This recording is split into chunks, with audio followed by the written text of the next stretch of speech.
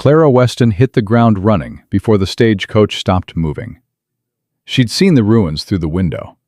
Black timber, collapsed walls, a chimney standing alone in scorched earth. And something in her chest had gone cold and decided all at once. She dropped from the moving step, landed hard in the dust, caught herself on both hands, stood up straight, and walked toward the destruction without looking back. Behind her, the driver called out something sharp. She didn't hear it. She was already pulling burned timber out of the ash with her bare hands. Subscribe now and drop your city in the comments. I want to see how far this story travels before it's done. The first beam came loose with a sound like a gunshot. Clara staggered back 2 steps with the weight of it, caught her footing, and dragged it clear of the ash circle before dropping it in the dirt. Her palms were already bleeding through her gloves. She didn't stop. She grabbed the next beam, worked it free from where it had collapsed against the old foundation stones, and added it to the pile she was building 6 feet from the ruin's edge. She had been at it for 20 minutes before she heard him. "You're wasting your time." The voice came from behind her, flat and hard, the kind of voice that had given up expecting to be listened to. Clara didn't turn around. "Hand me that end," she said. "There's nothing to save. There's oak under this char." She worked the beam another foot. "Good oak. 2 inches of burn on the outside, solid through the core. Now are you going to take that end, or are you going to stand there telling me what I can see with my own eyes?" A long pause. Then boots on hard ground. Hands closed around the other end of the beam, and together they heaved it free. Clara straightened up and finally looked at him. Reed Calloway was taller than she'd built him in her mind from the letters, lean in the way of men who'd worked themselves down to the essentials, with dark brown hair that needed cutting and a jaw that needed attention, and the kind of stillness that came not from peace, but from long practice at containing something that didn't want to be contained. His left hand, wrapped around the end of the beam, carried scars from the wrist up into his sleeve, old and settled. The left side of his face told the same story. Burn scarring pulling the skin tight from temple to jaw. His eyes were dark brown and sharp, and right now they were looking at her the way a man looks at something he doesn't have a category for. "You're Weston," he said. "Clara Weston." She pulled the marriage certificate from her coat pocket and held it out. "Roar now, according to this." He didn't take it. "That arrangement's void." His voice was careful, deliberate, like he was reading from something he'd prepared. "The homestead's gone. I wrote to tell you not to come. The letter must not have found you in time, and I'm sorry for that, I am. But the fact is, there's nothing here to come to. Stage comes back through on Thursday. I'll cover your return fare." Clara put the certificate back in her pocket. "I'm not going back," she said. "Miss Weston, Mrs. Roar," she turned back to the ruins. "You said it yourself. There is nothing to rebuild." The careful preparation was gone from his voice now, something raw underneath it. "I have $70. The cabin cost $412 to build. Every board is ash. The stove fell through the floor when the roof gave way. There is no floor. There are 3 walls and a chimney and $70, and that is the sum total of what exists on this property. Do you understand that?" "I understand it." Clara assessed the next section of debris without turning around. "I also understand that the barn's standing, and the well's intact, and that chimney is hand-laid stone that'll outlast both of us. The fencing on the south end is good. That timber stand along the north property line is mature enough for lumber." She paused. "And I understand that you came out here to argue with me instead of saddling up and riding away, which means you haven't actually given up yet, even if you think you have." Silence. Then, quietly, "What are you?" It wasn't an insult. Clara had heard insults. This was something else. The sound of a man encountering something outside his experience, and trying to find the right slot to put it in. "Someone who came a long way and doesn't intend to waste the trip," she said. "Now show me where the well is. I want to know what we're working with before the light goes." He showed her. He was quiet while he did it, leading her around the property with the economical movements of a man who'd mapped every inch of it alone and wasn't accustomed to narrating. The well was good, deep and clean, cold water with no mineral bite. The barn was solid, better than solid.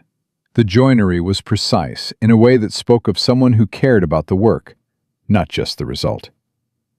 The south fence line was tight and well maintained. The north end needed 2 posts replaced and 1 rail resetting.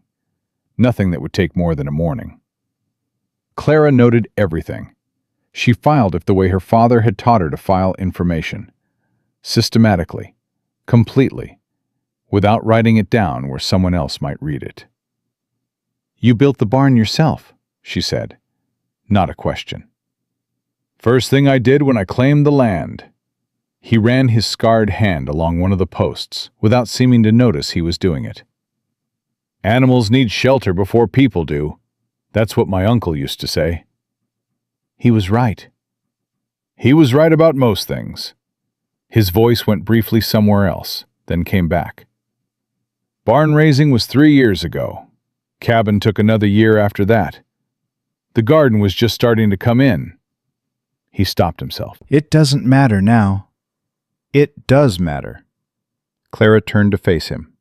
"It matters because you built it once, and you know how. That means the second time will be faster." He looked at her steadily. "You're serious about staying." "I was serious when I got off the stage." "You got off while it was still moving." "I was in a hurry." Something shifted at the corner of his mouth. Not quite a smile, but the memory of one. The shape a smile leaves behind when it's been a long time. He looked away before she could be sure she'd seen it. "There's a fire pit behind the barn," he said. "I've got beans and some cornmeal. Not much." "I've got salt pork and a Dutch oven." Clara started toward the barn. "Between the 2 of us, we can make something worth eating. When did you last sit down to a real meal?" He didn't answer quickly enough. "I thought so," she said. "Come on." She cooked. He brought water and split kindling without being asked, working with the same quiet efficiency he brought to everything. And Clara noticed that he positioned himself so his scarred side was away from her. A habit so ingrained he probably didn't know he was doing it. She noticed and said nothing. There would be time. They ate at the salvage table he'd dragged out before the roof came down, the October sky going deep blue above them. Stars coming in one by one the way they did out here, where there was nothing to compete with them. "What brought you west?" Reed said. He was looking at his bowl. "The advertisement," Clara said. "Women don't usually answer those." "Women in good situations don't." She set down her fork. "I was not in a good situation." He waited. He was good at waiting. The kind of patience that came from professional habit, she thought.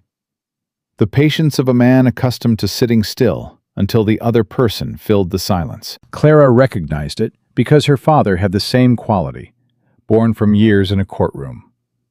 She chose her words carefully. "My father died 3 years ago," she said.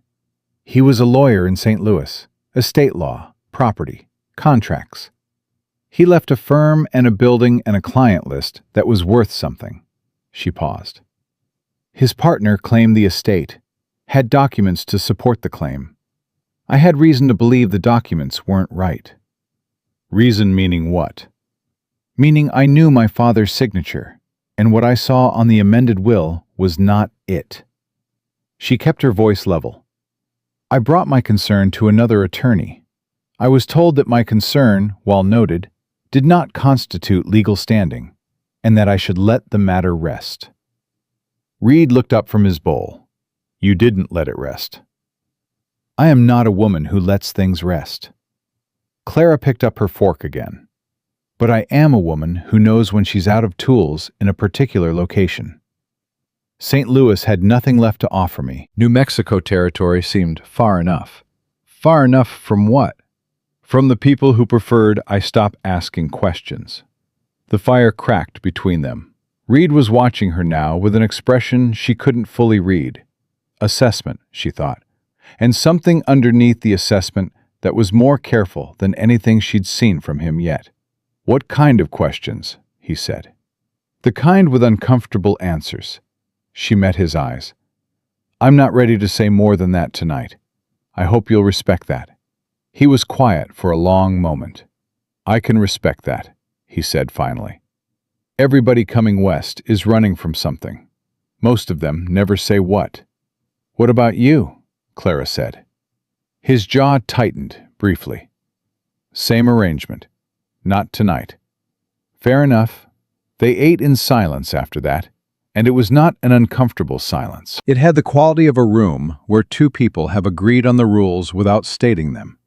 A temporary peace with defined borders, which Clara thought was probably the best that could be managed on a first night in a burned ruin with a stranger who was legally her husband.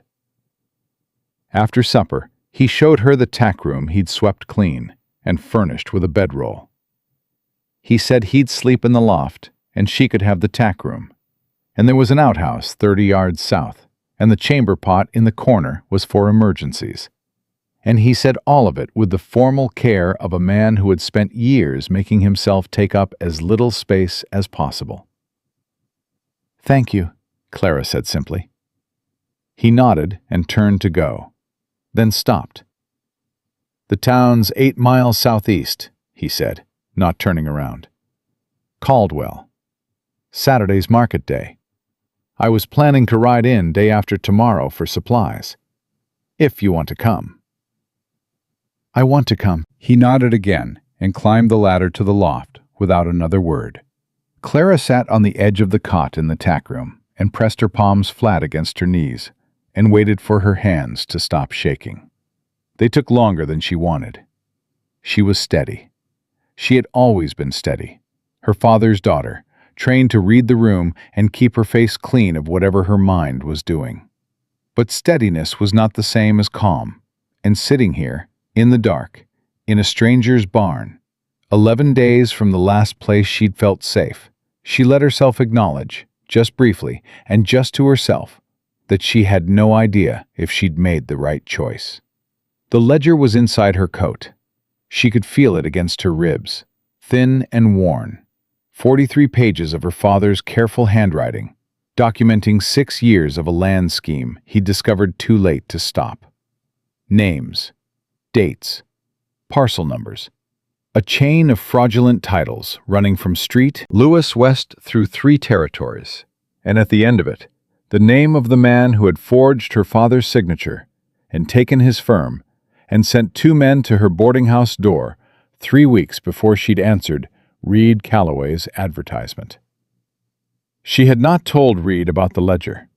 She had not told him the full truth about why she'd left St. Louis, or about the men who'd come to her door, or about what her father had spent the last year of his life uncovering before his heart had given out, or before someone had helped it along, which was the thought she kept in a locked room in the back of her mind and tried not to visit. She had told him enough for tonight. More than she'd planned to, honestly. There was something about his particular brand of stillness that made silence feel dishonest instead of safe, and she would need to be more careful about that. Above her, Reed moved around the loft in the darkness, settling in for the night.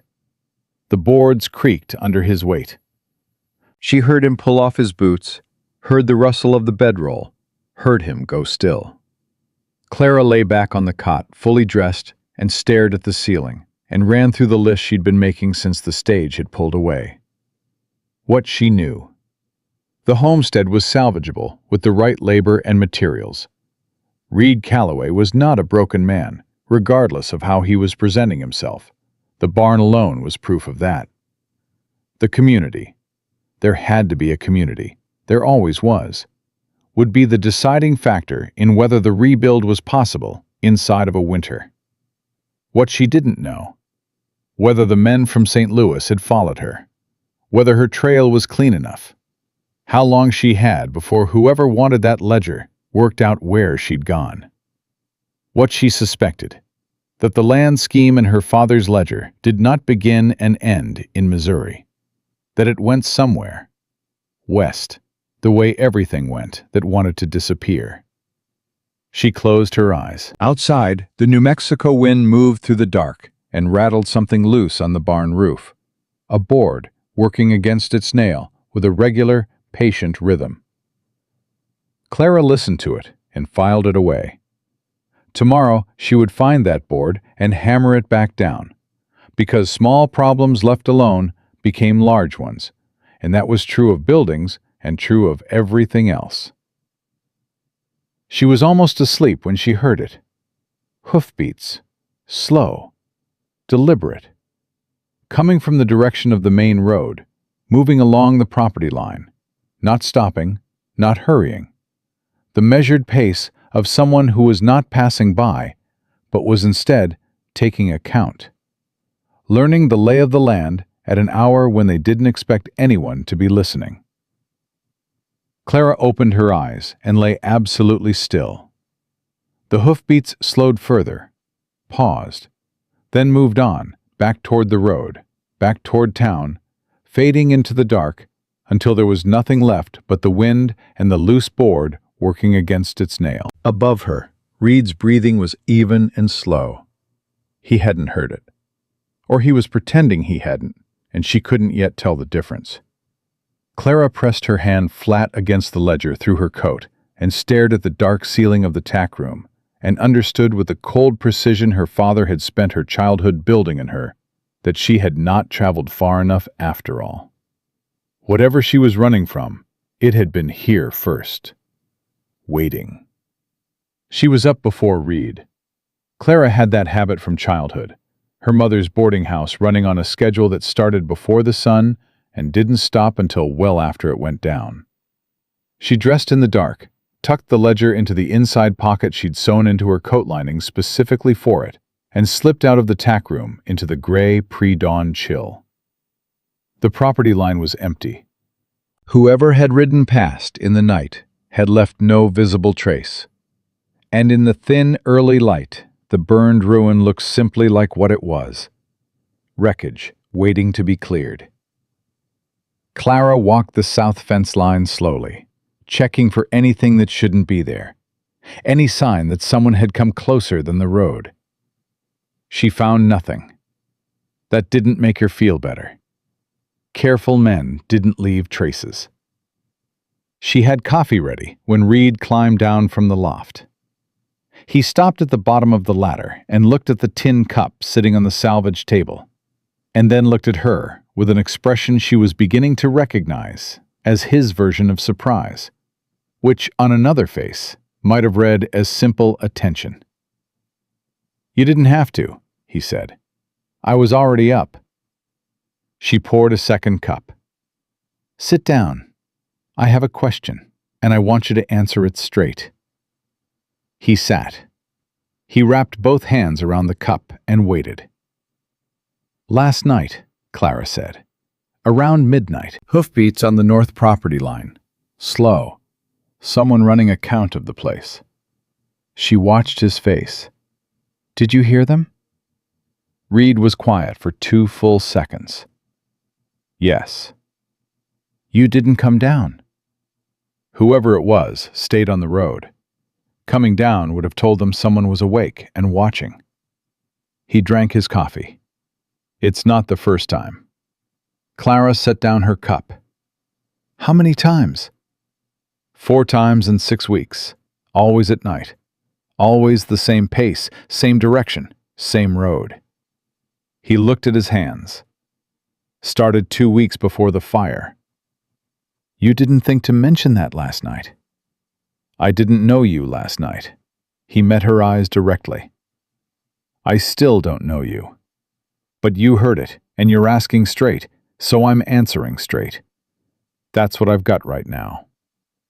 Clara considered that. It was a fair position. She was holding considerably more back from him than he was from her, and they both knew it. And he was extending a courtesy by not pressing the point. "Harlan Pierce," she said, "tell me more than you told me last night." Reed turned his cup in his hands. "Came to the territory 8 years ago. Bought the bank from a man who was leaving. Built it up, extended credit to the right people, called in loans from the wrong ones. He runs the Justice of the Peace Court, which means any property dispute in this county goes through him before it gets to a territorial judge. He's got a deputy named Voss who does his writing for him. Big man, quiet, does what he's told." He paused. Pierce himself is polished, educated. The kind of man who smiles at you the same way whether he likes you or plans to ruin you, so you can never tell the difference until it's already done. "Has he approached you since the fire?" "Once. Came out personally, which he doesn't usually do. Said he was sorry about my loss, which he wasn't, and repeated his offer to purchase, which he doubled." Reed's jaw worked. "I told him no." He smiled and rode away. "That was 3 weeks ago." "He'll come again," Clara said. "Men like that don't hear no. They hear not yet." "I know. When he comes again, I want to be present for the conversation." Reed looked at her. "Why?" "Because I want to hear how he talks about the land." She chose her next words carefully. "There are things you can hear in the way a man discusses a property transaction that tell you whether the documents behind it are clean. Patterns of language, the way he handles specific questions, whether he answers what you asked or answers something slightly different." She paused. "My father spent 20 years teaching me to hear those things." Reed studied her across the table. The early light was coming through the barn door now, falling across the scarred left side of his face. And he didn't turn away from it the way he'd been turning away last night. Clara noted that, without commenting on it. "Your father, the lawyer," he said. "Yes. Who you said you had reason to believe was defrauded." "Yes." "And you came to New Mexico territory to get away from the people involved in that fraud." "Yes." "And you can identify fraudulent property documentation by listening to how a man talks about land transactions." Clara met his eyes. "Yes." Reed put down his coffee cup. "Clara," he said. It was the first time he'd used her given name, and it landed differently than she expected. Straightforward and serious. No performance in it. "I was a Pinkerton for 6 years. I am not going to pretend I don't understand what you're telling me without telling me." She was quiet. "I'm not asking you to show me whatever you're carrying," he said. "Not yet. But I need you to understand that if Pierce is connected to what you're running from, this situation is more dangerous than either of us walking into it separately. And I need you to not surprise me. Whatever you know, whatever you find out, you tell me. Not after, during." He held her gaze. "That's my condition." "Your condition for what?" "For staying." He said it simply. "I told you to leave. You're not leaving, which means we're doing this together, and together means both of us with full information. I'm not sending you into a room with Harlan Pierce while you're holding cards I can't see." Clara looked at him for a long moment. The weight of the ledger pressed against her ribs. 43 pages. 6 years of her father's careful, quiet, dangerous work. "Give me until Saturday," she said. "Until I've seen Pierce myself. Then we'll talk." Reed held her gaze for 3 full seconds. "Saturday," he said. They rode into Caldwell on a gray Friday morning, a day early, because Clara had woken to the sound of the loose board on the barn roof and decided that being 1 day ahead of schedule was worth more than being predictable. Reed had 1 horse left. A gray gelding named Smoke, with a patient disposition and the resigned air of an animal that had outlasted everything expected of him. They rode together, Clara behind Reed, the 8 miles of scrubland and dry creek beds passing in near silence, while the sun worked its way up through the cloud cover and failed to warm anything. Caldwell was small and deliberate, the way frontier towns were when they'd been built to last rather than built to accommodate a rush. The main street was wide and dusty, with a covered walkway running the length of the eastern storefronts. A general store, a blacksmith, a building with a painted sign reading Caldwell Savings and Trust that was larger and better maintained than anything else on the street. Beside it, a smaller sign, Harlan Pierce, Justice of the Peace. Clara looked at the bank building and memorized its windows. Reed guided Smoke to the hitching rail in front of the general store and dismounted, then held up his hand for Clara. She took it, feeling the rough texture of his scarred palm through her glove, and stepped down. A woman appeared in the doorway of the general store before they'd taken 3 steps toward it. She was somewhere in her mid-50s, broad-shouldered and deliberate in her movements, wearing a canvas apron over a practical brown dress, and an expression that suggested she had been expecting them, or someone like them, and had prepared accordingly. "Calloway," she said. "I heard you were still out at that property." Her eyes moved to Clara with the quick, calibrated assessment of a woman who had been reading people across a counter her entire life. "And you must be the mail-order bride." "I'm Dorothy Finn. I run the dry goods side of this establishment, and I know everything that happens in this county before it happens, which you should consider fair warning." "Clara Rohr," Clara said. "Formerly Weston. I'll consider it noted." Dorothy Finn looked at her for one more second and then stepped aside to let them in. "Come on, then. I've got coffee and I've got opinions, and you're going to need both." The store was dense with goods and information, the kind of place that functioned as the town's nervous system. Every transaction passing through it, carrying news along with the payment. Dorothy moved behind her counter with the efficiency of a woman who'd arranged her world exactly to her own specifications. "How bad is it?" Dorothy asked Reed, pulling a paper-wrapped package from under the counter before he'd said what he needed. "The rebuild." "Bad," Reed said. "Manageable." "Manageable with what money?" "Working on it." Dorothy set the package on the counter and looked at Clara. "He's been working on it by himself for 6 weeks, which is the most foolish thing a man with good neighbors can do." She said it to Clara the way a woman says something to another woman when she wants the message delivered to the man standing between them. "Tom and Helen Pryor have been asking about him. August Pryor came by twice." "August Pryor," Clara said. "Farm's about 3 miles northeast. He and his wife Helen have been here 12 years. Good land, good stock. Their daughter Nora just turned 16. Dorothy paused in a way that meant more was coming. "Pierce made an offer on their land 4 months ago. August said no. Last month, their deed paperwork went missing from the county records office." Clara kept her face still. "Missing how?" Dorothy's eyes sharpened. She was taking a more careful measure of Clara now, recalibrating something. "Missing as in the clerk went to pull it for a routine filing, and it wasn't there. Pierce said there must have been a misfiling, offered to help sort it out personally, which August had the good sense to decline." "Does August have copies of the original documentation?" "He has what he has. I wouldn't know the details." Dorothy slid the package across the counter to Reed. "What I know is that 3 families in this county have sold to Pierce's syndicate in the last 2 years.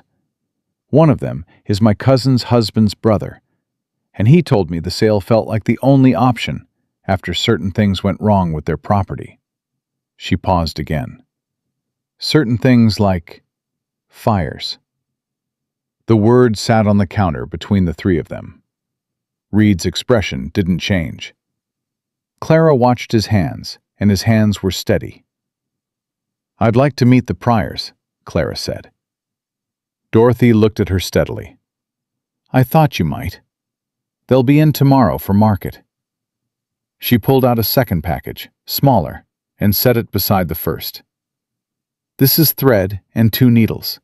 I'm not charging you for it. Nora Pryor needs a winter coat made over, and her mother doesn't have time. And I have a feeling you're the kind of woman who pays her debts in kind." "I am," Clara said. "Thank you." "Don't thank me. Just be careful." Dorothy leaned on the counter and dropped her voice, though there was no one else in the store. "Pierce comes in here every Thursday, friendly as a Sunday morning. He'll know you're here by this afternoon, and he'll come to introduce himself before the week's out. And when he does, he'll be the most reasonable man you've ever met. That's what makes him dangerous. He sounds like help, until the help has its hand around your throat." Clara nodded once. "I'll remember that." They were loading the saddlebag outside when the bank door opened across the street. The man who came out was exactly what Dorothy had described. 60 or near it, well-dressed by any standard, silver-haired, with the measured confidence of someone who had never been in a room he didn't control. He saw them immediately. He would have seen them the moment they rode in, Clara suspected, the bank windows giving him a clear view of the main street. And he crossed toward them with a smile that arrived several steps before he did. "Calloway." The voice was warm and practiced. "I'm glad to see you're still around. I was beginning to worry." "Mr. Pierce," Reed's voice was level. "And this must be your wife." Pierce turned the smile to Clara. It was a very good smile. It reached almost all the way to his eyes. "I'd heard a rumor, but I didn't dare hope. Welcome to Caldwell, Mrs. Rohr. Harlan Pierce. I run the bank and try to keep the peace in this county, for whatever that's worth." He extended his hand. Clara shook it. His grip was firm and brief, and told her nothing she hadn't already decided about him.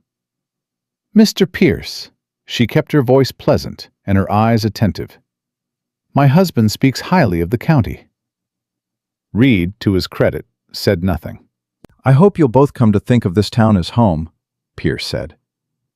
He had shifted his gaze back to Reed, with the smooth ease of a man who did not consider a woman's presence particularly relevant to the actual conversation. "I imagine rebuilding is the priority right now.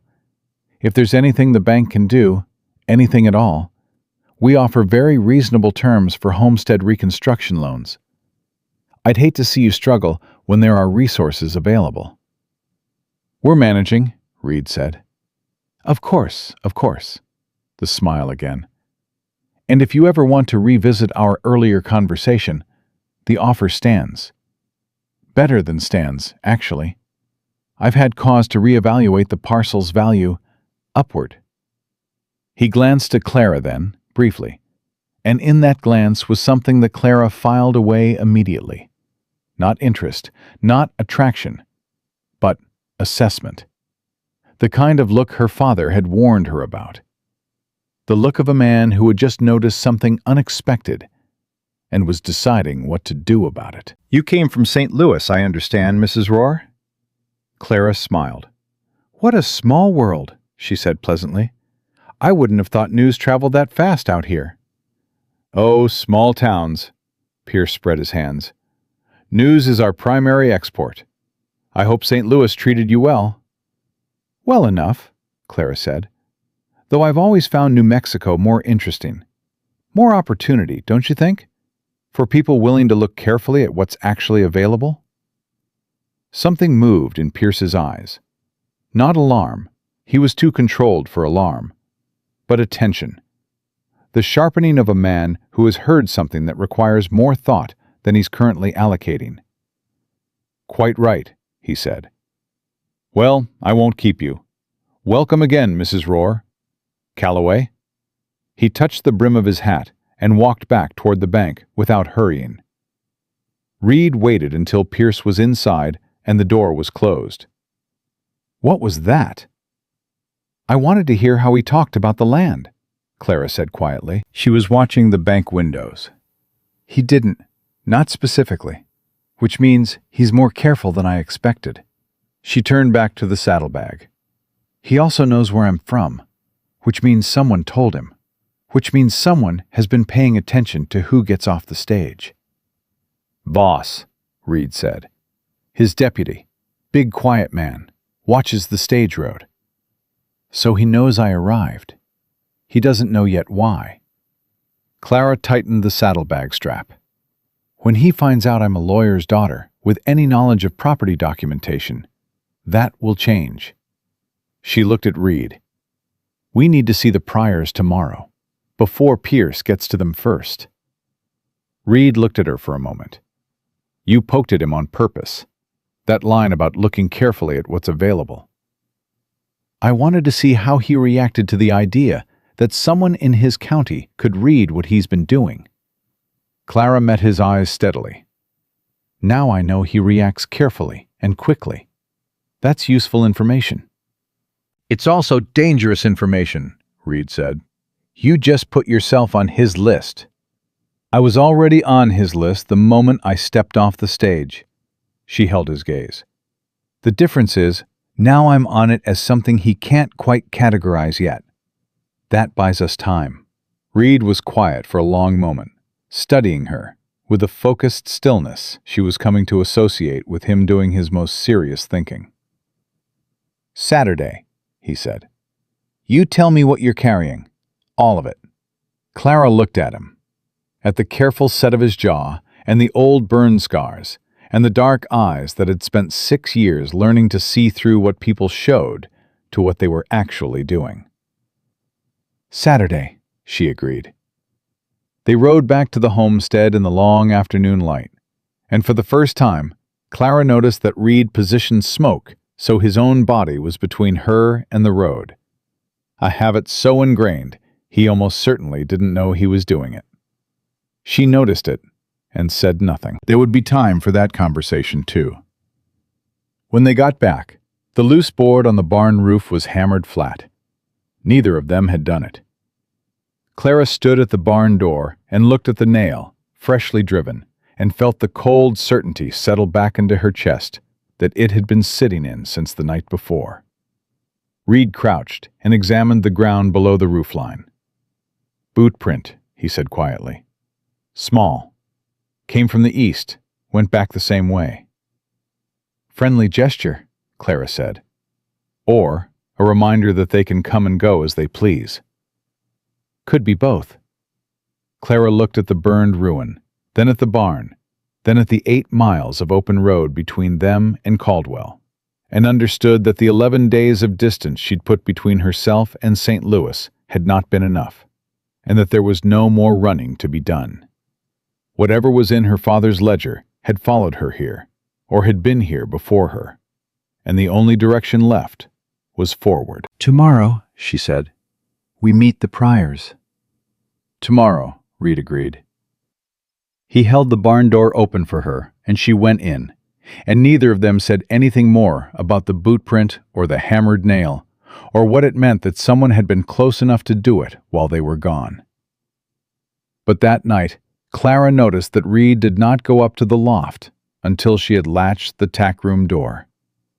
And she noticed that in the silence after, his footsteps in the loft above her moved once to the east-facing window and stayed there for a long time before finally going still. She lay in the dark with her hand on the ledger and listened to the New Mexico night and thought about her father, who had spent the last year of his life building a careful, precise record of something that had gotten him killed or broken his heart, or both, and had left it for her to find, which meant he'd trusted her with it, which meant she had an obligation that went beyond her own survival. Build it today, he used to say.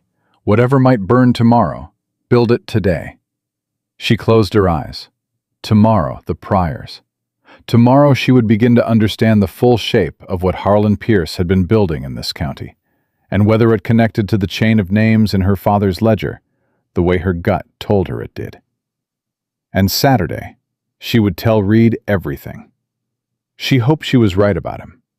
She was, she thought, about as right as it was possible to be about a man she'd known for 2 days.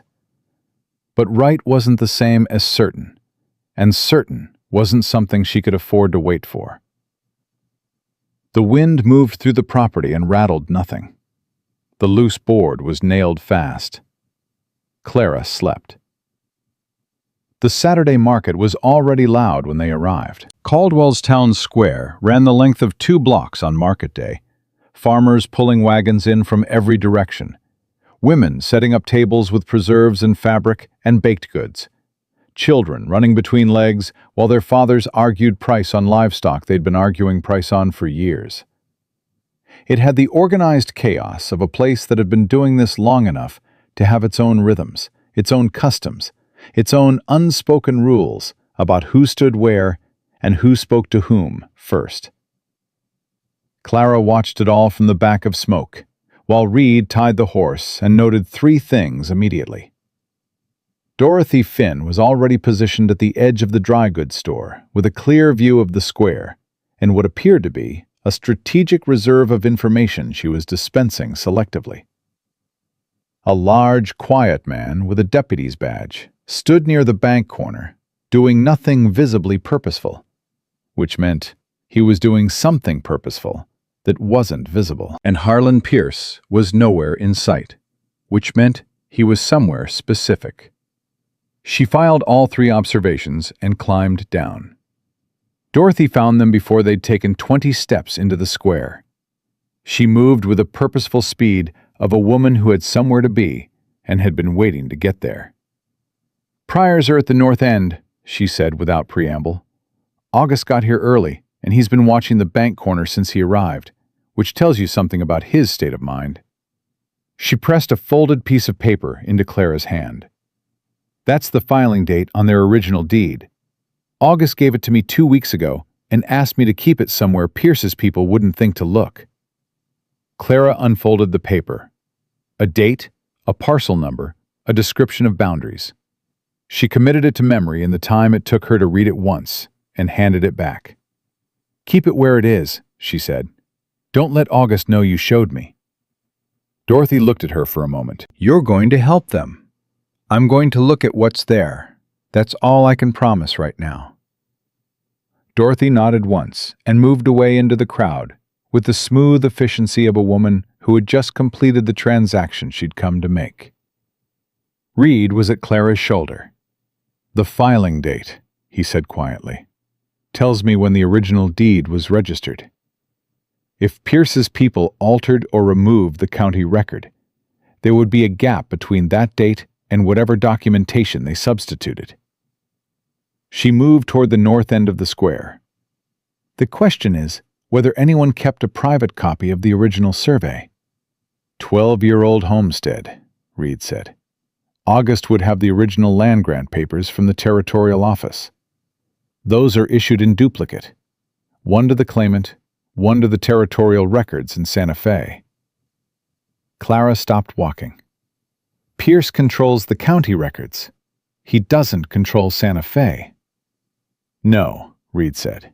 "He doesn't." They looked at each other. "That's a 3-day ride," Clara said. "I know the territorial records clerk," Reed said. "From before. He owes me a conversation." He paused. "I wasn't planning to say that out loud yet." "Saturday," Clara said. "You were waiting for Saturday, too." Something shifted in his expression, brief and unguarded. "Seems we've both been doing math on each other." "Seems so." She held his gaze for a moment longer than was strictly necessary, then turned back toward the north end of the square. "Come on, let's meet the Pryors." August Pryor was a broad man gone gray at the temples, with the weathered patience of someone who had been waiting for something to go wrong, long enough that when it finally did, he'd had time to get angry about it properly. His wife Helen stood beside him, a practical woman in her 40s, with flour on her sleeve, and the watchful eyes of someone who had been managing other people's anxiety alongside her own for several weeks. Their daughter Nora, 16 and trying to look older, stood slightly behind them, with the particular stillness of a young person who has been told to be quiet and is storing everything she hears. August looked at Reed first, the quick assessment of a man who'd extended help twice and been turned away twice, checking whether the third encounter would be different. Whatever he saw made him extend his hand. "Calloway, glad you're still standing." "August," Reed shook his hand. "This is my wife, Clara." August turned to Clara, and she saw the moment his assessment recalibrated. She'd become accustomed to that particular recalibration in the last 2 days. The moment when men who had prepared to be polite to a frontier wife encountered something that didn't fit the category they'd built. Helen Pryor saw it too, and Clara watched the older woman's eyes sharpen with something that might have been recognition, or might have been hope, which out here were often the same thing. "Dorothy said you came from St. Louis," Helen said. "I did." Clara offered her hand, and Helen took it. "She also said you're having trouble with your county deed record." August's jaw tightened. Trouble is one word for it. Theft is another. He glanced around the square, a quick, habitual check, and Clara noted which direction his eyes went first. The bank corner. The deputy. "The record's gone. County clerk says there's no filing on our parcel. 12 years we've been on that land, paid every tax, filed every renewal, and now the clerk is telling me it's as if we never existed in the record." "When did you first notice it was missing?" Clara said. 6 weeks ago, right after I told Pierce no for the 3rd time." "Did you tell the clerk when you'd filed and what the parcel number was?" "I told him everything I could remember. He said without the document in hand, there was nothing to go on." August's voice had the flat, exhausted quality of a man who had been reasonable in the face of unreasonable circumstances for as long as he could manage it. Pierce came by 2 days later. "Very sorry for the inconvenience," he said. "Offered to help us reconstruct the filing. Said he had connections at the county level that could smooth things over." He paused. "Said if we wanted to spare ourselves the headache, his offer on the land was still standing." "What did you tell him?" Reed said.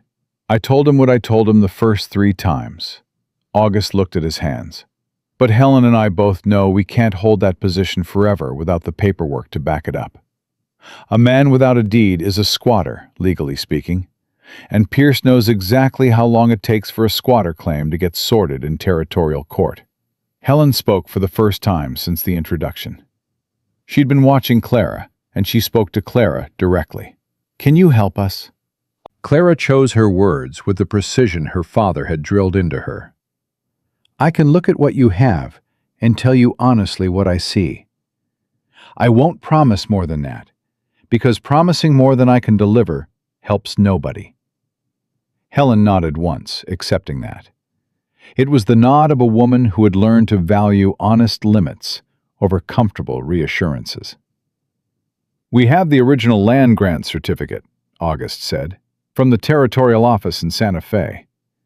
We have 12 years of tax receipts, every one of them. And I have a survey map drawn by the surveyor who staked the corners." He looked at Clara carefully. "How fast can you work?" "Bring everything to Dorothy's store this afternoon," Clara said. "I'll need an hour with it." August looked at Reed. Reed looked back at him with an expression that said, "Yes, she means it," which was its own kind of endorsement. "This afternoon," August said. They moved through the rest of the market with the particular awareness of people who have just committed to something and are now managing the consequences of that commitment. Reed sold 3 hours of fencing labor to a farmer named Coles in exchange for a wagon load of lumber, a transaction conducted in 4 sentences that suggested the 2 men had a prior understanding of each other's honesty.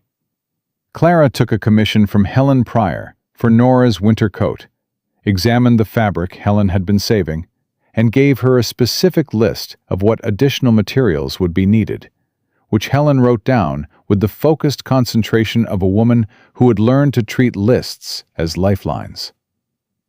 They were heading back toward Dorothy's store when Pierce appeared. He came from the direction of the bank as if he'd been watching for his moment, which Clara was certain he had. He was dressed the same as Thursday, which was to say, better than anyone else in the square, and the smile arrived ahead of him at the same distance it had before. A practiced thing, an instrument. Mr. and Mrs. Rohr, and August. The smile included all three of them with calibrated warmth. Lovely morning for it. August said nothing. His hands were loose at his sides, and his jaw was set in the way of a man who has decided that words are expensive, and he's not spending any on this particular transaction. Pierce let the silence settle for exactly one beat, which was professional, long enough to note it, short enough to rise above it, and then turned to Clara. I hope you're finding Caldwell to your liking, Mrs. Rohr. I imagine after St. Louis, the pace feels rather different.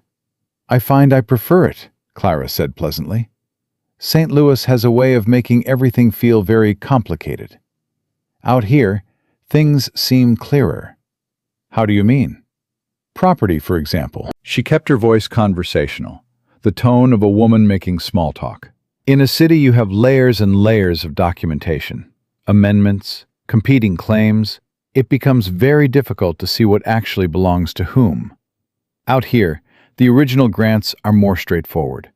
Survey the land, file the claim, pay your taxes. Quite elegant, really. She paused. When the system works as intended, Pierce's smile didn't falter. He was good, she granted him that. But his eyes had done the same thing they'd done on Thursday. That fractional sharpening, the recalibration of a man encountering something that requires more attention than he'd allocated. Quite right, he said. Of course, even straightforward systems require careful management. Records get misfiled, documents go astray. That's why it's so important to have reliable local administration.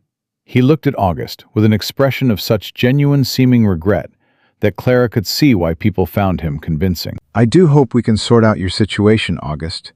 The offer of assistance stands. No obligation attached. I'll manage, August said. 2 words, flat as a plank. Pierce nodded, accepting it with the grace of a man who knows he has more time than the person he's talking to. He touched his hat to Clara, gave Reed a collegial nod, and moved away into the market crowd. August watched him go. Assistance, he said very quietly. That's what he calls it. I heard what he calls it, Clara said. This afternoon, Dorothy's store. August looked at her. Then he nodded and took Helen's arm and walked in the opposite direction. And Clara turned to find Reed watching her, with an expression she hadn't seen from him yet. It wasn't the careful assessment or the controlled stillness. It was something more direct than either of those things, and it lasted only a moment before he put it away. But she saw it. You did that on purpose, he said. The property documentation speech. I wanted to see if he'd show his hand. Clara started walking. He didn't, not directly. But he understood what I was telling him, which is that someone in this county can read what he's been doing. He'll move faster now, which means we need to move faster. That's the second time you've poked a dangerous man to see how he reacts. Reed fell into step beside her. You're going to tell me on Saturday that this is a pattern. It's called gathering information. It's called making yourself a target. I was already a target. Clara glanced at him. The boot print on the barn roof, remember? Whatever Pierce knows about me, he knew it before I poked him. I'm just making sure he knows I know something too. Because men like Pierce prefer invisible opponents. They're efficient against people who don't know what's happening to them. They're considerably less efficient against people who can see the mechanism and name its parts. She paused outside Dorothy's store. My father taught me that. He also taught me that naming the mechanism only works if you can prove it, and that's what this afternoon is for. Dorothy had a back room behind the dry goods that she used for storage and, apparently, for exactly the kind of meeting that needed to happen away from windows and ears. She cleared a workbench without being asked, produced a lamp, and stationed herself at the store's front to ensure no one came in unexpectedly, all without a word being said about why. August arrived 20 minutes later, with a leather portfolio worn soft with handling. He set it on the workbench and opened it with the careful reverence of a man handling something he understood to be his last protection. And Clara spread the contents out under the lamp and went to work.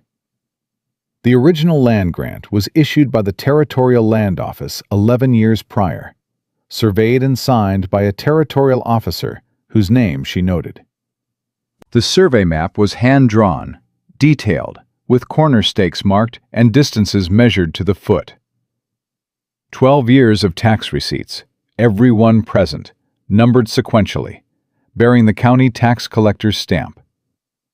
Clara went through each document in order.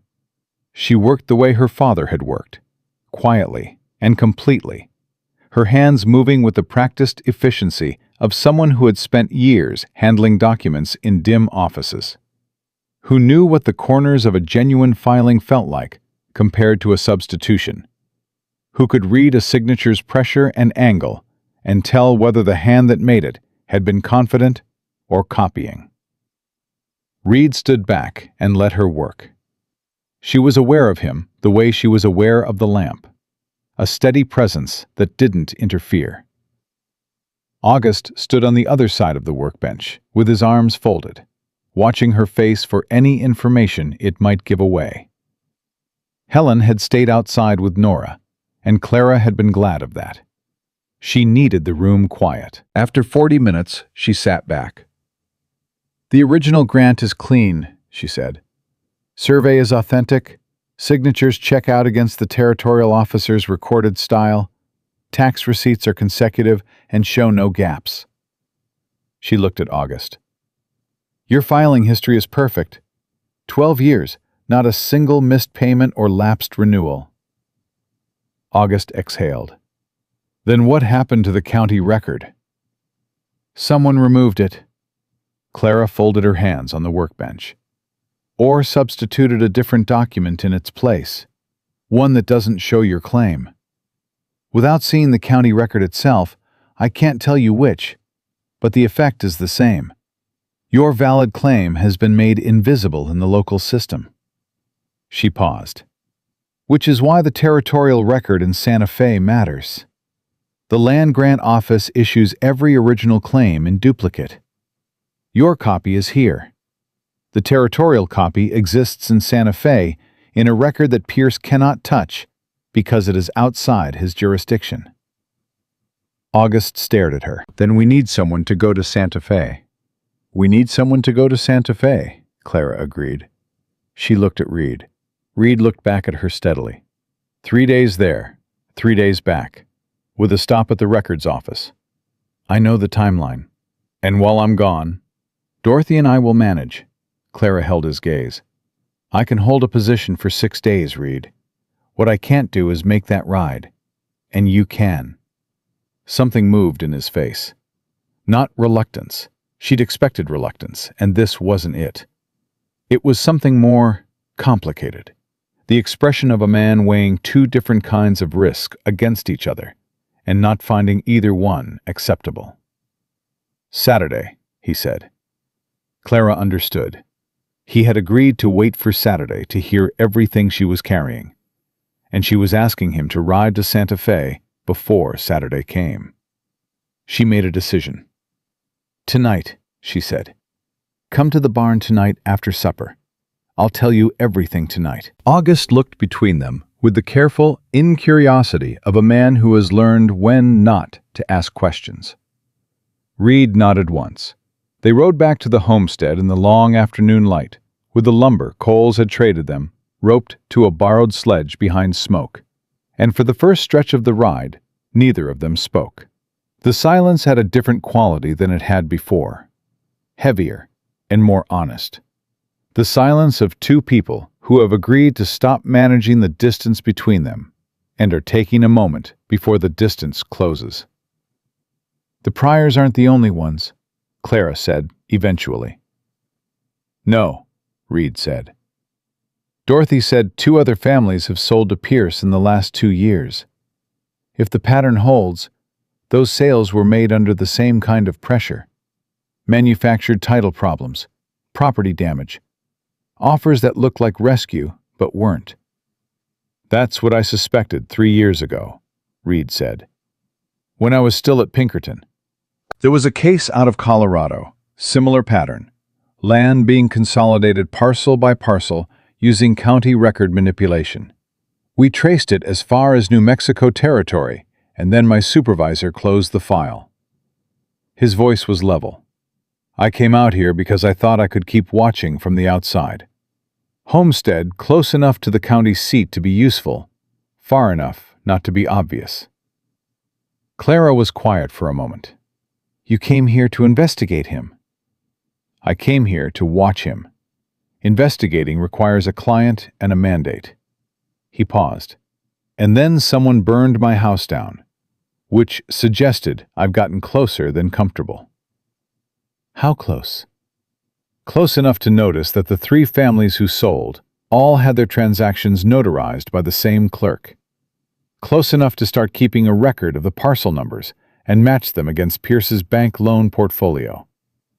He glanced back at her over his shoulder. Close enough that I'm fairly certain the land scheme doesn't begin in Caldwell. Clara's hand went to her coat pocket without her meaning it to. No, Reed said quietly. It doesn't start here. I think you already know where it starts. She did. The parcel numbers in her father's ledger. The chain of fraudulent titles her father had spent a year documenting in St. Louis. She had looked at those numbers so many times that she could recite them in her sleep. She had not connected them to New Mexico territory because the chain had seemed to run westward without a specific destination. But sitting behind Reed Calloway, on a gray horse on a dirt road in Caldwell County, she ran the numbers in her head against what Dorothy had told her about the parcels Pierce had acquired, and felt the cold, terrible satisfaction of 2 separate lines of investigation arriving at the same point. Her father's ledger didn't document the beginning of a scheme. It documented the middle of one, and the end of it was here. Tonight, she said, I'll show you everything. Reed rode the rest of the way home without speaking, and Clara held the ledger through her coat with one hand and thought about her father, who had died or been killed or both, who had spent his last year building a careful record of something that had apparently been much larger than either of them had understood, and who had left it for her to find because he had trusted her with a part of it she could see. She wondered if he had known how far it went. She thought he probably had, near the end. And she thought that the particular courage it had taken to keep writing it down, knowing what he knew, was something she had not fully understood until she had come to the place where the end of it was waiting. Build it today. Tonight, she would finally build something solid between herself and Reed Calloway.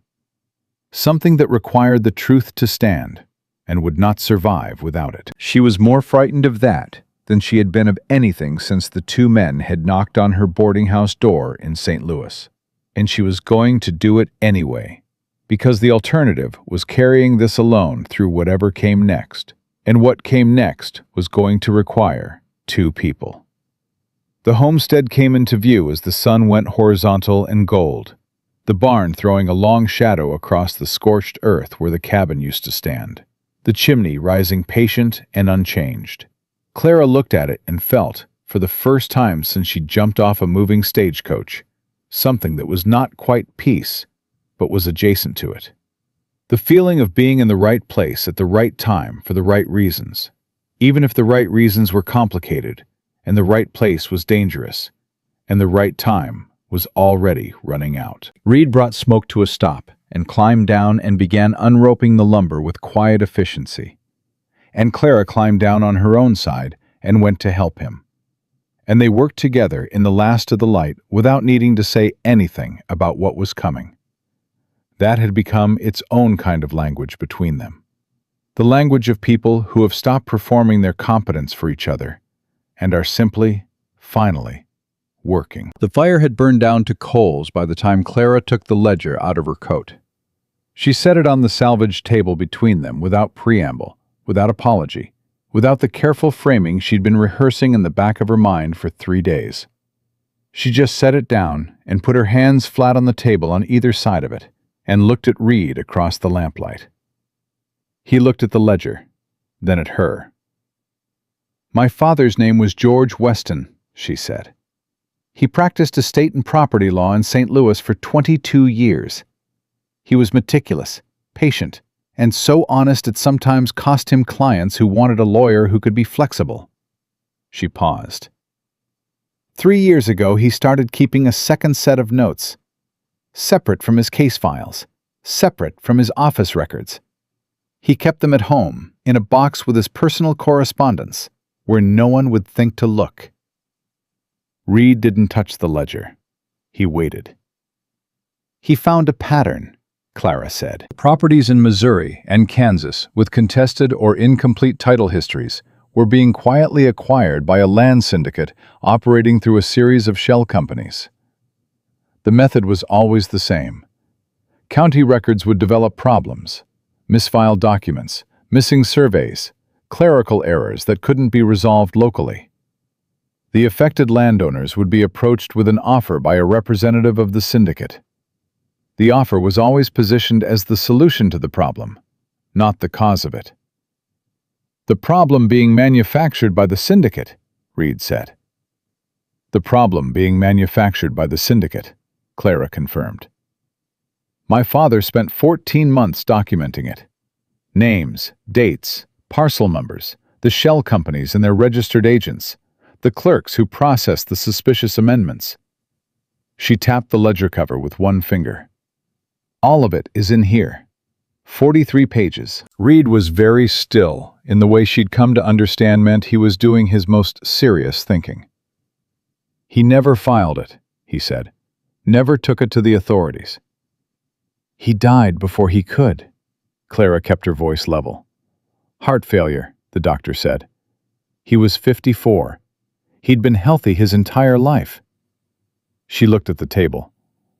"I don't know with certainty that it wasn't natural. I know that 2 weeks before he died, he wrote me a letter saying he was close to having enough to take to the federal land office and that he wanted me to know where he kept his important papers." She paused. "I know that his partner moved to claim the firm within 48 hours of his death, with documents that bore my father's signature and were not my father's signature. The partner is connected to the syndicate. His name appears in the ledger 4 times. Registered agent for 2 of the shell companies." Clara finally sat back. "When I found the ledger and confronted him with what I'd found, he told me I was confused and grieving, and that my understanding of property law was insufficient for the conclusions I was drawing." Her voice was steady, but her hands, flat on the table, pressed down slightly harder. "He said it gently. He said it the way Pierce said it to August this afternoon. Very sorry for the inconvenience. The offer of assistance stands." Reed looked at her for a long moment. "How long before the men came to your door?" 3 weeks, 2 of them. They didn't threaten me directly. They said they were concerned about my welfare. Said they'd heard I was having difficulty accepting my father's death, and that they hoped I wasn't doing anything that might complicate the estate settlement." She met Reed's eyes. One of them looked at my writing desk while he talked. He was checking whether I'd been working on something. I hadn't left anything on the desk. "But you had the ledger." I'd already moved it. I'd already decided I was leaving. Clara looked at the worn leather cover of the ledger. "I answered your advertisement 2 days later. It was the furthest west I could find that wasn't a mining camp or a place where a woman alone would be visible from 100 miles out." Reed reached across the table and opened the ledger. He read in silence for a long time. Clara let him read. She watched his face, not intrusively, not trying to anticipate his reaction, just watching, because his face was honest in a way that most faces weren't. And she had been in rooms full of dishonest faces for long enough that honesty, even in small doses, was something she found herself oriented toward, like a plant toward a window. He turned to the last third of the ledger and stopped. He went back 2 pages and read something again, carefully. His jaw tightened. "These parcel numbers," he said. "Yes. 3 of them are in New Mexico territory." He looked up. I know these parcels. The Hendelman property, the Vasquez grant, and the old Calloway survey at the north end of the county. He stopped. That's my land. That's the parcel I claimed. The fire cracked between them. Your land was already on their list before you arrived, Clara said quietly. Whatever the Pinkerton case was that brought you to this region, you claimed a parcel that the syndicate had already identified. You were in their way before you knew they existed. Reed set the ledger down. He stood up and walked to the barn door and stood there with his back to her, looking out at the dark. And Clara waited and let him have the time he needed, because she knew that what he was processing was not just the information, but the specific shape of it, the way it reframed 3 years of his life into something he hadn't consented to. "They didn't burn my cabin because I was investigating Pierce," he said finally, his voice controlled and deliberate. "They burned it because I was on land they wanted. The investigation was secondary." "Yes. I've been out here thinking I was watching him." He turned around. "And I was on his list the day I filed my claim." "You were watching him," Clara said. "You just didn't know the full scope of what you were watching." She held his gaze. "Neither did my father, at the end." The ledger documents the Missouri and Kansas operations in detail, but the Western entries are incomplete. He ran out of time before he could trace where the parcels led. She paused. "They lead here, this county. Pierce is not the origin of this scheme, Reed. He's the western terminus of something that started in St. Louis and has been moving west for at least 6 years." Reed came back to the table. He sat down and looked at the ledger with an expression that had moved past the initial shock into something colder and more functional. Clara recognized that expression. She'd seen it on her father's face the morning he sat down and began writing the second ledger. The expression of a person who has understood that something is much larger than they thought, and has decided that the size of it is not a reason to stop. "The territorial records in Santa Fe," he said. "The Pryor claim, the Hendelman title, the Vasquez grant. If Pierce has been removing county records, the Santa Fe copies are the only clean documentation left." "Yes. And if someone could get to Santa Fe and pull those records before Pierce knows they're coming, we'd have documentation that contradicts whatever Pierce has substituted in the county files. Proof that valid claims existed before the alterations." Clara leaned forward. "Combined with what's in this ledger, the shell companies, the registered agents, the pattern of operations across 3 territories, it's enough to bring to the federal land office." "Enough for a federal investigation, which is outside Pierce's jurisdiction entirely." "It's enough to end him," Reed said. "It's enough to end the operation," Clara corrected carefully. "Pierce is one part of it. The men in St. Louis who came to my door are another. The partner who took my father's firm is another.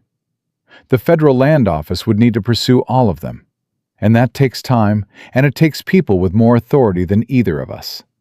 She paused. "But it starts here, with the Santa Fe records." Reed nodded slowly. "I ride to Santa Fe Monday. 3 days out, records office, 3 days back." He looked at her directly. "You stay here and you don't go near Pierce." "I'll be in town every day," Clara said. "The Pryor Coat Commission, Dorothy's sewing projects. I need to be visible and ordinary. If I disappear when you do, Pierce will know something is happening." Being visible and ordinary is different from being in Pierce's vicinity. "I understand that." "I mean it, Clara." His voice had shifted, firmer than she'd heard it before. And it wasn't commanding. It was something more honest than that. The voice of a man asking for something specific, and being direct about it, because being indirect hadn't worked out well for either of them. "I need to know you're going to be careful while I'm gone. Not bold, not strategic. Careful. Clara looked at him. I'll be careful. Because what you have in that ledger, he said, is the kind of thing that gets people killed. Your father knew it. That's why he hid it. And you've been carrying it on your person for 3 weeks with 2 men from St. Louis looking for it, and a man in this county who'd burn a house to make a point. I know what I'm carrying. I know you know. I'm asking you to act like it. His jaw worked. I just found out my land was already gone before I planted a single post. I'd rather not also find out you were gone by the time I get back from Santa Fe. The sentence sat between them, plain and undecorated, and Clara felt the weight of it settle somewhere in her chest, in a way that was not entirely comfortable and not at all unwelcome. I'll be here, she said quietly. Reed looked at her for a moment longer. Then he looked at the ledger. I need to copy the relevant parcel numbers and the shell company registrations tonight. Take the copies with me to Santa Fe. If anything happens to me on the road, nothing is going to happen to you. If anything happens to me, he repeated, patient and practical. The information survives. Agreed? Clara opened the ledger to the territorial entries and slid it across to him. Agreed. They worked at the table for 2 hours, Reed writing in the careful, precise hand of a man who had spent 6 years filing detailed investigative reports. Clara reviewing each copied entry against the original and correcting the 2 places where a parcel number differed by a digit. The lamp burned low, and she trimmed it without stopping. And outside, the October night pressed against the barn walls, and the property sat quiet and dark, in a way that was either peaceful or watchful, and she'd stopped being able to tell the difference. When they finished, Reed folded his copies and put them inside his boot. Clara returned the ledger to the inside pocket of her coat and laid the coat across the foot of the cot in the tack room where she could reach it in under 3 seconds. She was coming back out of the tack room when she heard Reed say her name. He was standing near the barn door, not moving toward her or away from her, just standing with his hands loose at his sides, in the posture he had when he was about to say something he hadn't cleared with himself first. The advertisement, he said. Clara waited.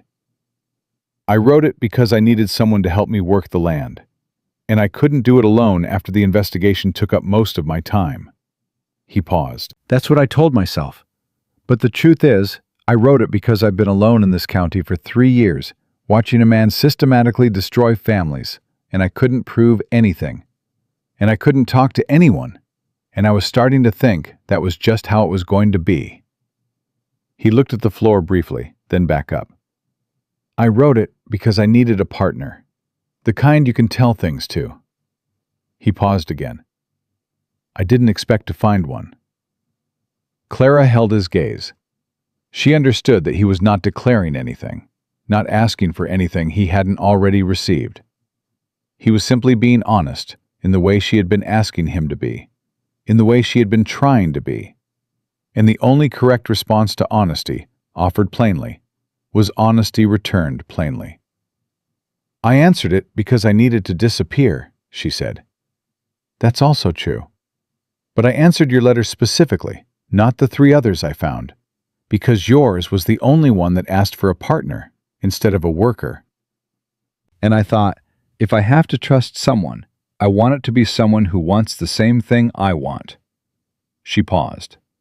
Which turns out to be someone to tell things to. Reed looked at her for a long moment. Something in his expression had shifted out of the careful neutral he'd been maintaining for 4 days, and what was underneath it was not complicated. It was the look of a man who had decided something, and had made the decision with both eyes open.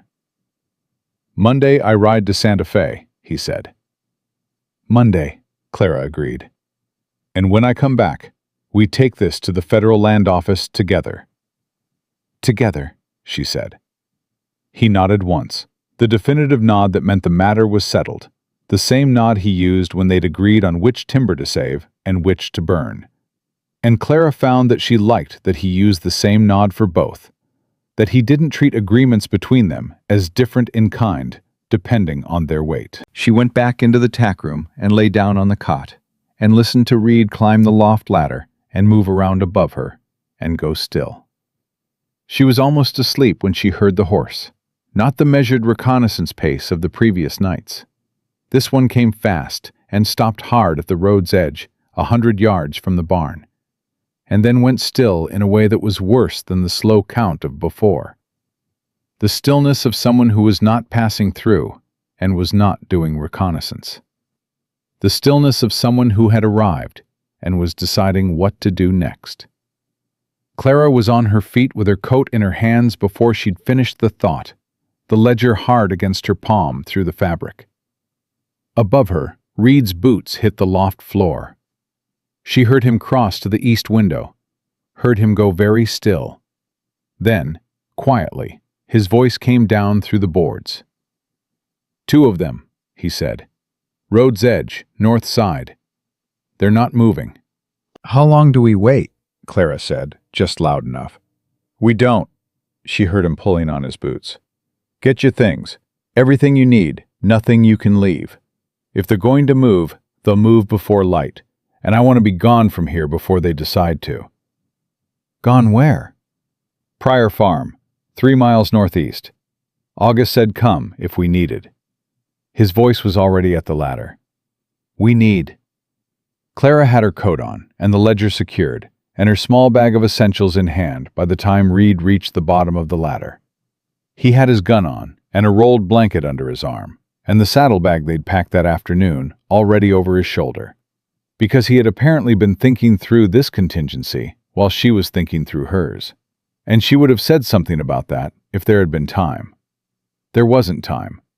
He saddled Smoke in 4 minutes in the dark, by touch, not lamp, and Clara stood at the far barn wall, watching the road through a gap in the boards where 2 planks didn't quite meet. The 2 horses at the road's edge hadn't moved. They were waiting for something, a signal, a time, a third party who hadn't arrived yet. "Clara?" Reed's voice, very low, right behind her. She turned.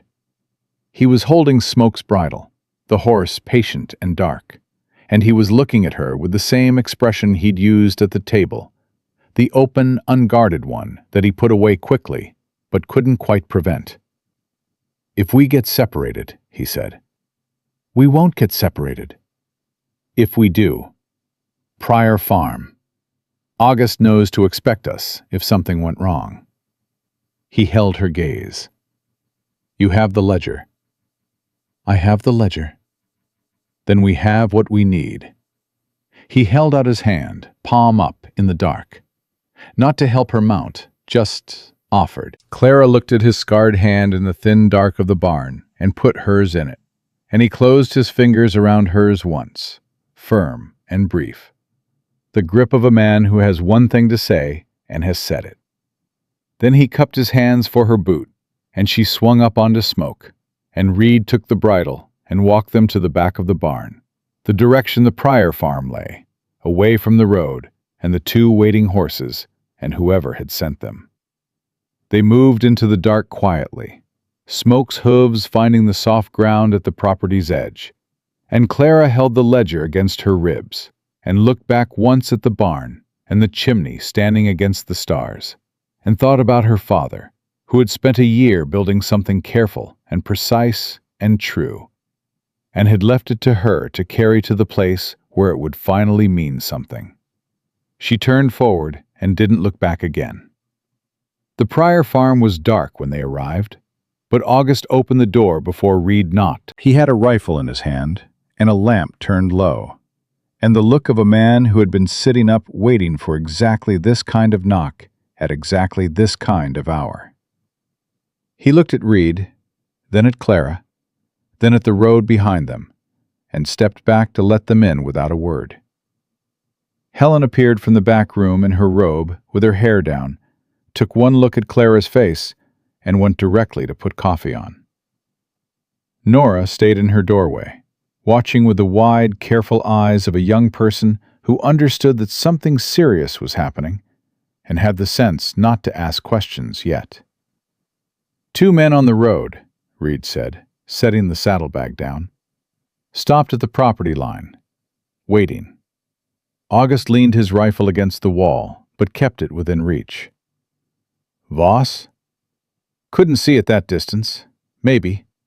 Reed looked at him. "We can't stay here long. I don't want to bring this to your door." "You didn't bring it to my door. It was already at my door." August sat down at the kitchen table with the heaviness of a man lowering a weight he'd been carrying standing up. "Pierce sent a man to see me this afternoon, after the market. Said he'd heard there was a woman in town asking questions about county deed records, and that he hoped I hadn't been talking to people who didn't understand how these things worked." He looked at Clara. "He was talking about you." "I know," Clara said. "He also said the county assessor would be coming out next week to review property boundaries in this section. Said it was routine."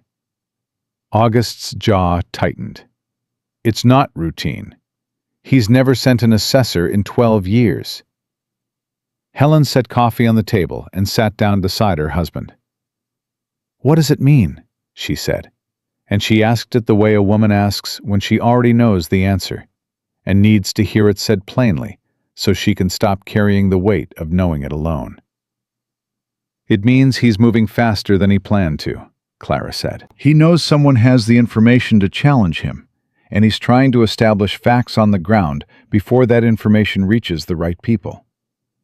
She sat across from August and Helen and put her hands flat on the table. "The Santa Fe records. Reed needs to ride Monday. If he can get the territorial copies of your original land grant and the other affected parcels, and bring them back with a certified record from the land office, Pierce cannot substitute his way out of it. A federal certification overrides anything he's done at the county level." "And the woman asking questions about deed records," August said, looking at Clara steadily. "What does she do while your husband is gone?" "She stays visible and ordinary," Clara said. "She makes a coat for your daughter and does her sewing commissions and does not go anywhere near the county records office or the bank." She paused. "And she makes sure that the documentation she's carrying reaches the right person if anything happens before Reed gets back." Helen looked at her husband. August looked at the table. Something passed between them in the way of people who have been married long enough to conduct entire conversations without speaking. "You can stay here," August said. "Both of you, tonight. Reed can leave at first light." He looked up. "And that documentation you're carrying, Mrs. Rohr? I don't know what it is, and I'm not asking. But there's a floorboard in the back room that's been loose since we built this house, and nobody knows about it but Helen and me." He met Clara's eyes.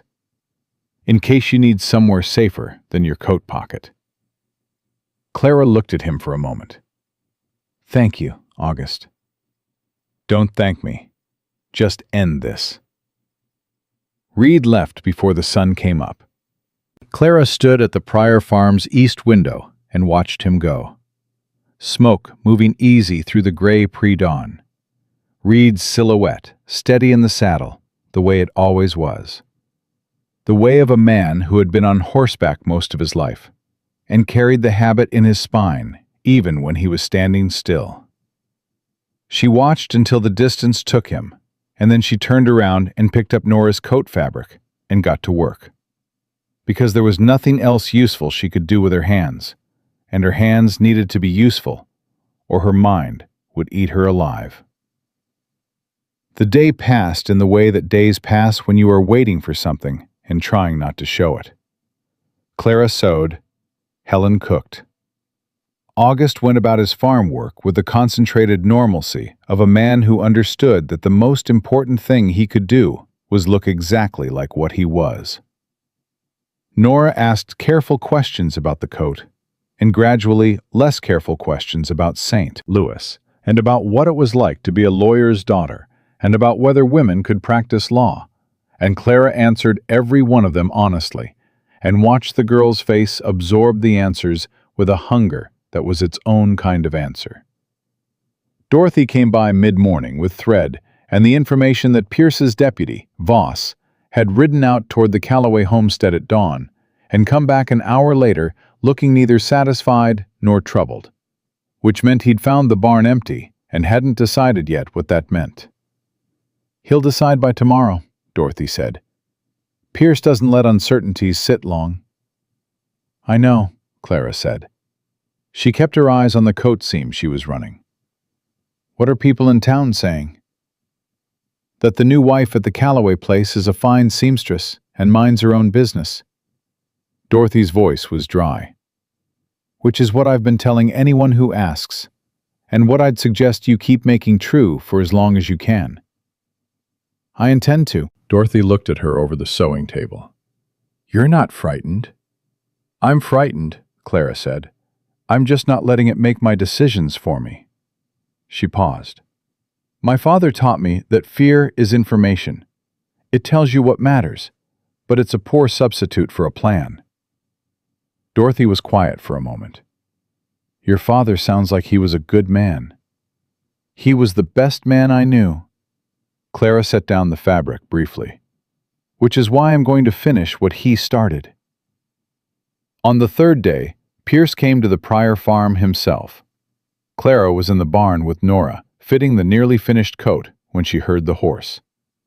She looked through the gap between the barn boards the same way she'd looked through the barn wall at home 4 nights ago, and she saw Pierce dismounting at the gate with the unhurried ease of a man who had nowhere to be and all the leverage in the world. She touched Nora's shoulder once, quickly. "Go inside to your mother. Don't come out until your father calls for you." Nora went without argument. Clara pulled the coat over her arm, walked out of the barn, and came around the corner of the farmhouse, just as August stepped off the porch to meet Pierce. Pierce saw her immediately. His eyes moved to her with that calibrated, fractional sharpening she'd learned to watch for. And she saw the exact moment he decided to fold her into the conversation rather than work around her. "Mrs. Rohr!" The smile arrived exactly on schedule. "I'd heard you were staying with the Pryors while your husband was away. Very kind of them." "Very kind," Clara agreed. She came to stand beside August with the coat folded over her arm, which was not a weapon and did not look like one, and was the most ordinary thing in the world, which was exactly what she needed to be right now. "I was just coming to speak with August about the assessor's visit next week," Pierce said. He addressed August, but kept half his attention on Clara, with the practiced multitasking of a man accustomed to managing several conversations at once. "I want to make sure there are no surprises. The county is updating its property records across the board. Complete resurvey of all active homestead claims. Very routine." He paused. "Though I understand you've had some difficulty locating your original filing documentation." "The documentation exists," August said. His voice was flat. "It's the county record that's missing." Of course. And we're working to resolve that." Pierce's tone was the tone of a man resolving things. Smooth and managerial. "In the meantime, without a valid county record on file, the assessor may need to treat the parcel as unverified, which has certain implications for—" "Mr. Pierce." Clara's voice was pleasant and unhurried. "I wonder if you could clarify something for me. When you say the county record is missing, do you mean the original filing from the Territorial Land Office, or the subsequent county amendment that would have been processed after the initial grant?" Pierce looked at her. Just for a moment, just a fraction of a second, something moved behind the polished surface of him that was not the smile and was not the warmth. "I'm not sure I follow the distinction." "It's quite straightforward." Clara kept her voice conversational, the voice of a woman asking an innocent question about something she simply finds interesting. Territorial land grants are processed in Santa Fe and generate a federal record as well as a county record. If the county record is missing, the federal record in Santa Fe remains valid and takes precedence in any title dispute. That's territorial law, established in 1878. She paused. So, when the assessor comes next week, August will simply need to present his federal certification, which supersedes anything at the county level. I'd imagine that resolves the issue quite cleanly. The silence that followed lasted 4 seconds. Clara counted them. Pierce looked at her with the attention of a man who has just heard someone name exactly what he has been carefully not naming, and who is now assessing whether that naming was accidental or deliberate. She held his gaze with the serene patience of her father's daughter, the patience of a woman who had read 100 documents in lamplight, and knew that the truth, stated plainly and without apology, had a particular quality that was very difficult to argue with in public. "Quite right," Pierce said finally. His voice had not changed. His smile had not changed. But something behind both of them had. And Clara filed the change away with the same precision she filed everything. "I wasn't aware you had a background in property law, Mrs. Rohr." "My father was a lawyer," Clara said. "He believed in educating his daughters." Pierce looked at her for one more moment. Then he touched his hat, said good day to August with the same warm finality as always, and rode back toward town without hurrying. August let out a breath slowly. "He's going to move now." "He's going to move now," Clara agreed. She looked at the road Pierce had taken and calculated. "Reed has been gone 3 days. He should reach Santa Fe today or tomorrow. The records office opens at 8. She turned to August. "Tell Helen to have your original land grant documents ready. All 12 years of tax receipts, the survey map, everything." She paused. "And August, is there anyone in this county, anyone at all, who Pierce has wronged and who has been waiting for a reason to say so?" August looked at her steadily. "The Hendelman family sold 2 years ago." "I've always thought Martin Hendelman sold because he felt he had no choice. His wife cried at the closing, which is not the face of a woman getting a fair price for something she wanted to sell." He paused. "And there's the county clerk, young man named Briggs.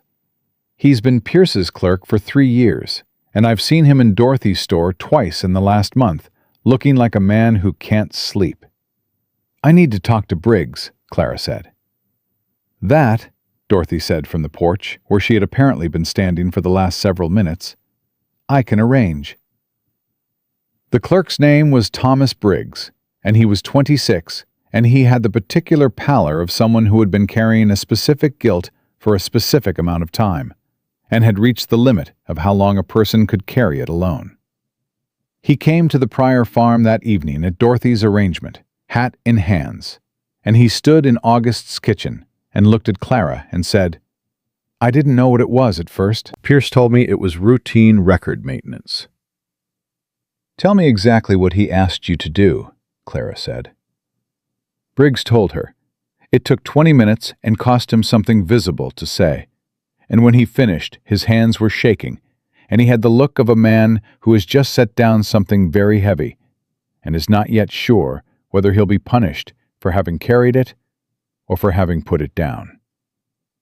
3 deeds, he said. He had me pull them from the active file and replace them with amended versions. He said the originals had errors that needed correcting. I processed the amendments the way I process everything. He looked at the table. It was 6 months before I understood what the corrections actually did. "What did they do?" Clara said. The originals showed clear title back to the territorial grant. The amended versions introduced a disputed boundary notation that didn't exist in the original surveys. It made the titles look contested. He swallowed. "I kept the originals. I didn't destroy them. I know I was supposed to, but I couldn't." He looked up at Clara with the direct, desperate eyes of a man offering the only thing he has left. "I have them, at my house, in a box under my bed." Clara looked at him for a long moment. "Thomas, I need you to go home right now and get those documents and bring them back here tonight. And I need you to write down, in your own hand, exactly what Pierce asked you to do, and when, and what you understood the purpose to be." She paused. "Can you do that?" "Will it help?" he said. "It will end it," she said. Briggs left and came back within the hour with a leather folder that he set on the table with hands that had stopped shaking. Clara went through the contents with the lamp pulled close, and August and Helen and Dorothy standing around her in a half circle, and Nora in the doorway again, watching. The original deeds were intact, clean, unaltered, bearing the territorial officer's signature and the correct boundary notations that matched August's survey map precisely. Clara set them side by side with the amended versions Briggs had brought, and without a word, she showed August the difference. He looked at the two documents for a long time.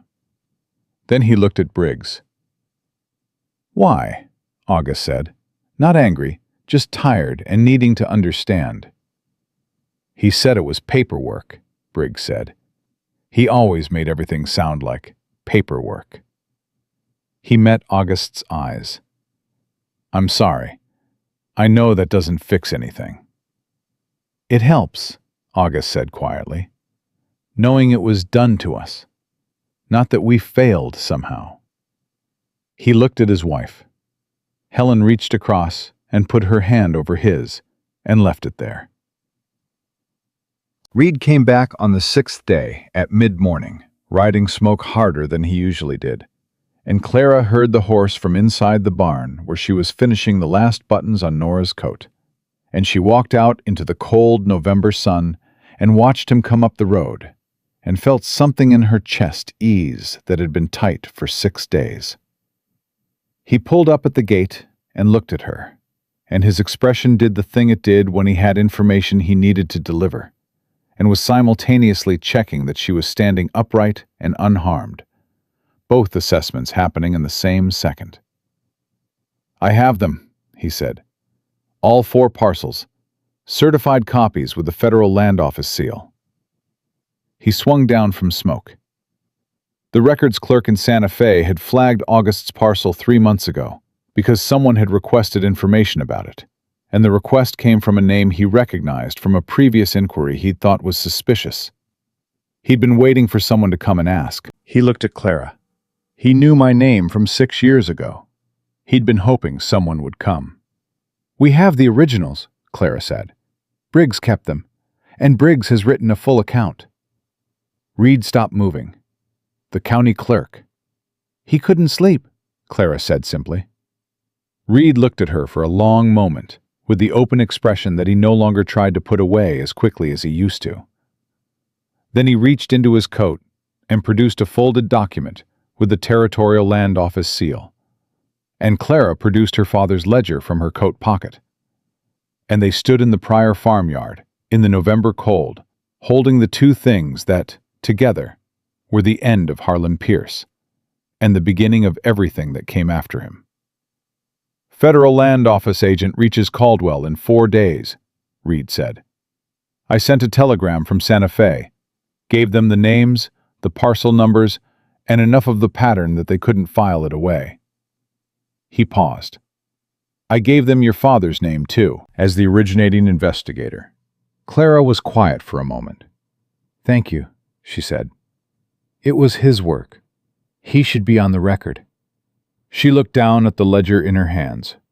43 pages of careful, quiet, dangerous work done by a man who had not lived to see it matter, who had hidden it in a box with his personal correspondence and written his daughter a letter about important papers because he had trusted her with it and known she would carry it to wherever it needed to go.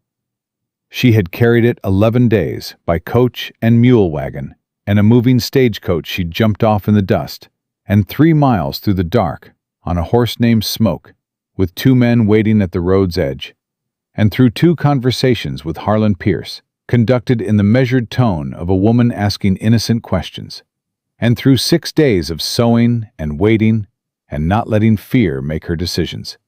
She had carried it to hear. "It's enough," Reed said quietly. Not a question. "It's enough," Clara said. The federal land agent arrived in Caldwell 4 days later with 2 deputies and a written mandate from the territorial governor's office. And the first place he went was not the county records office. The first place he went was Dorothy Finn's dry goods store. Because Dorothy Finn had sent her own telegram to Santa Fe the morning after Briggs had written his account. And the agent knew exactly who had been keeping the county's actual records for the last 3 years. Pierce was arrested on a Tuesday morning in his own bank, at his own desk, by a man who read the charges in the same measured tone Pierce had used for every conversation he'd ever conducted in that building. And Clara stood across the street with Reed and watched through the window and did not feel the satisfaction she'd expected. She felt something quieter than satisfaction, the particular stillness of something finished. "It's not over," Reed said beside her. "The men in St. Louis." "The partner." "No," Clara said, "but the federal investigation starts here. The ledger goes into evidence today, which means your father's partner is in the record by name." She paused. "It will take time, but it will happen." Reed nodded. He was looking at the bank window. "Your father would have seen this." "Yes," Clara said. "He would have." They stood together in the cold November street and watched Harlan Pierce walk out of his own bank between 2 federal deputies. And the town of Caldwell watched with them. The Pryors and Dorothy Finn and Thomas Briggs and all the others who had been waiting without knowing what they were waiting for. And the watching had the quality of a community recognizing itself as a community again, which was its own kind of justice. August Pryor's deed was restored to the county record that afternoon, certified and sealed, backed by the federal documentation Reed had brought from Santa Fe, and the original documents Briggs had kept under his bed for 6 months, out of a conscience that had refused to let him sleep. The Calloway homestead parcel was confirmed clear title the same day.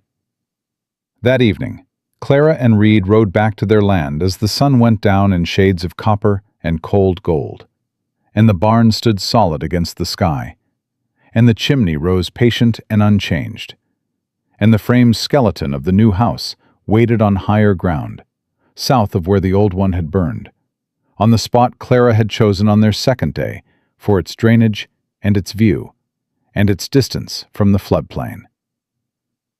Reed looked at the frame for a long time. "We still have to build it," he said. "We do," Clara said. "Roof before the real cold comes. That's 3 weeks, maybe 4. I know the timeline." He looked at her sideways with the expression she had come to think of as his actual face, the one underneath the careful neutral, the one that was direct and dry and occasionally had a sense of humor about itself. "You always know the timeline. My father taught me to read a schedule the same way he taught me to read a deed. You start at the end and work backward to figure out what has to happen first." She looked at the house frame. "What has to happen first is the roof." "Then we start tomorrow," Reed said. They unsaddled Smoke together and fed him and checked the barn the way they checked it every evening, the systematic survey of 2 people who had learned to take nothing for granted and to verify what they cared about with their own hands. The barn was secure. The property was quiet. The night came in cold and clear and full of stars in the way of the New Mexico November, the sky doing what it always did out here, making everything below it feel both small and possible. Inside the barn, Clara opened her coat and took out her father's ledger for the last time, and held it in both hands in the lamplight. It would go to the federal agent in the morning, into evidence, into the record, into the chain of documentation that would take down the men who had taken her father's work and his firm, and very likely his life. She ran her thumb along the worn edge of the cover, the way she had run it 100 times on the 11-day journey west. feeling the soft give of pages that had been handled with care by careful hands. Then she set it on the table and left it there, because it was not hers to keep. It had never been hers to keep. She had been its carrier, its protector, the person her father had trusted to bring it to the place where it would finally do what he had built it to do. She had done that. Reed came and stood beside her at the table and looked at the ledger and didn't say anything, which was the right thing to do, and she had come to expect the right thing from him, in the way she expected the well to produce cold water and the barn door to hang true, not with complacency, but with the specific, earned confidence of someone who had tested a thing repeatedly and found it sound. Outside, the November wind moved through the property and found nothing loose. The roof that Reed had nailed fast held. The chimney stood. The frame of the new house rose clean against the stars on higher ground, built to last, built to grow, built by two people who had come to the same burned place from opposite directions, carrying the same kind of damage and the same kind of purpose, and had found, against every reasonable expectation, that the combination of the two was exactly sufficient for what needed to be done. "Tomorrow," Reed said, "we build the roof." "Tomorrow," Clara said, "we build everything." And that was exactly what they did.